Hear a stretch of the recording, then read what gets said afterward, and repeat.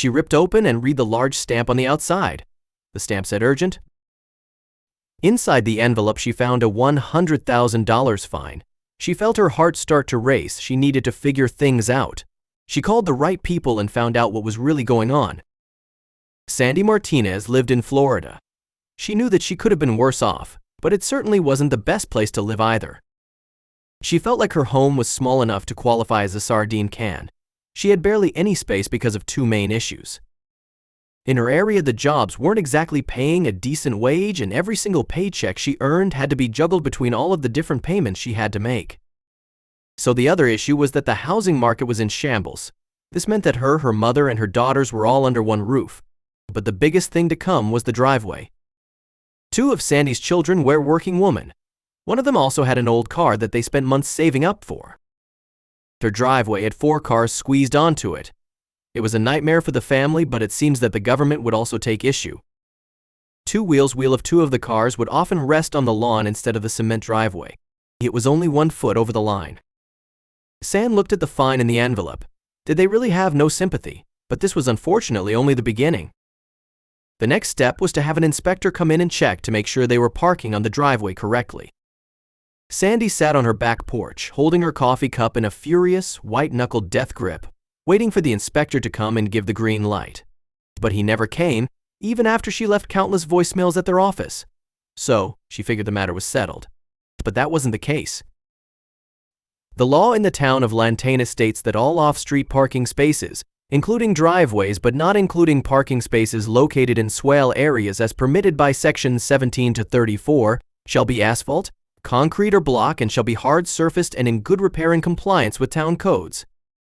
But Sandy's driveway could only reach so far. Sandy and her family went about their lives, completely oblivious to what the city was planning, until they got slapped with a couple more fines. One was for a patch of cracked pavement in her driveway, and the other was for a part of her fence that had been damaged in the storm. She had never seen anything so unreasonable. Still, she played angrily along. She decided to be safe rather than sorry, so she dealt with the problem right away. She was going to fix the problems anyway as soon as she found time, but to be fined for it. She fumed as she wired the money and paid a professional to fix both problems. It was an entire year later when she got the dreaded, urgent notice. But this was just the tip of the iceberg. A couple of weeks later, she woke up to another letter. She sat at her table and opened it, bawling furious tears. She was completely shell-shocked. Without her knowing, the city had been charging her $250 a day in fines for the driveway incident. They didn't even send the inspector they had previously promised. For 17 years, she had been living in that house, parking however the family could, and all of a sudden, the government wanted to dump this catastrophic fine on them. She picked up the phone with shaking hands and called the only number she could think of. There was no way she was going to let them get away with this. Who did they think they were? The Institute for Justice had been in the news more than once for helping people who were put in unfair, catastrophic situations by big government. As she explained the situation, she could hear that even the lawyer on the other end of the phone was flabbergasted. It was time to take Lantana's government to court. Sandy sat at the table with her lawyer, already wanting to scream at the top of her lungs. The opposition skirted around the fact she had left messages for an inspector, but they never sent one. And now their next demand left her feeling like her rising blood pressure was heading towards a heart attack. They were going to charge her an extra $65,000 in fines for the cracked driveway and broken fence. But she had already paid the first fine and fixed them immediately after with receipt and photo proof. This wasn't just unfair, it was an abuse of power and imposing financial death. She felt hot tears trickle down her cheeks. Thankfully, the lawyer wasn't going to give up. After days of testimony, Nicole Dritz, the town's development services director, sat across the table and slid over a folded piece of paper. It was an offer to settle. But when Sandy looked at it, she couldn't believe her eyes. They still wanted her to pay. The reduction from a crippling $165,000 to $25,000 was like a punch in the face. To them, it was more than fair. Sandy didn't have to look at her lawyer for advice. She stared right into the eyes of the insufferable woman across from her and ripped up the piece of paper.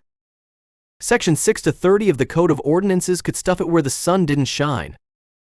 Sandy was ready to take it to the next phase. Her and her lawyer called in every news outlet they could think of. They also posted on every social media channel and asked people to share her story. When the news vans appeared, she was ready. She stood in front of her house, explaining the entire situation from the first fine to the insulting settlement. There was no way she was going to give up fighting. They wouldn't get a single penny out of her no matter what, and she would make sure they admitted they were wrong no matter how long it took. For Sandy, this was a matter of principle. If people can't be free to manage their property and practice their affairs free from government control, especially when they're not harming anyone, then what does that say about our society? Sandy buckled up, fully prepared to teach her city a valuable lesson. Sandy's lawyer advised her to sue the state for a pretty penny. She could have easily sued them for triple that fine they handed her, but Sandy had a different idea for revenge in mind. First, she needed to make it public.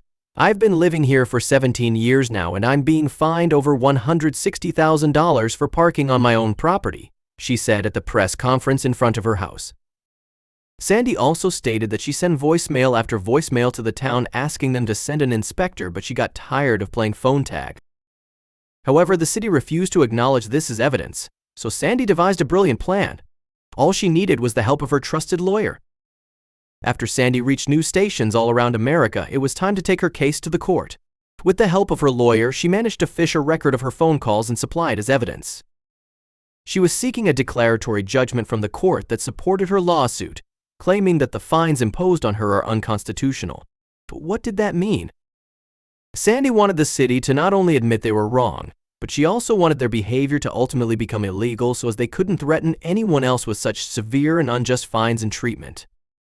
She wanted to silence them completely, but going public wasn't as easy as she thought. As soon as Sandy spoke out and her face was plastered across the nation, she received plenty of support and encouragement. Many people congratulated her for taking a stand against such an unreasonable code of law. However, not everyone agreed with her point of view. Some people sided with the city. Their reason was that if the law didn't exist, the city would surely begin to look less favorable. People stated that having 4 cars in a smaller driveway can be an eyesore at the best of times, and it's better to keep an area looking tidy and looked after so that its economy will grow. Sandy is still going through the lawsuit and is waiting to hear what the courts decide. So far, however, things have been looking good and it looks like Sandy may get her revenge after all. They say the best revenge is served cold. That's exactly what Sandy did as she went directly to a superior power to overrule her own city's decision. What a boss!